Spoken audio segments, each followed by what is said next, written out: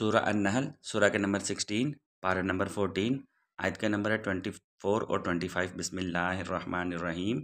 وَإِذَا قِيلَ لَهُم مَّاذَا أَنزَلَ رَبُّكُمْ قَالُوا أَسَاطِيرُ الْأَوَّلِينَ۔ اور جب ان سے پوچھا جاتا ہے کہ تمہارے رب نے کیا نازل فرمایا ہے تو وہ کہتے ہیں اگلی قوموں کے جھوٹے قصے ہیں۔ And when it is said to them, what has your Lord revealed? They say, ancient fables.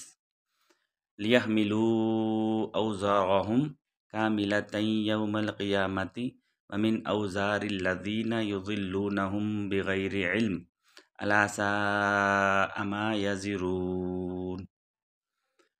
یہ اس لیے کہہ رہے ہیں تاکہ روز قیامت وہ اپنے پورے بوجھ اٹھائے، اور کچھ بوجھ ان لوگوں کے بھی جنہیں جہالت کے ذریعے گمراہ کیے جا رہے ہیں۔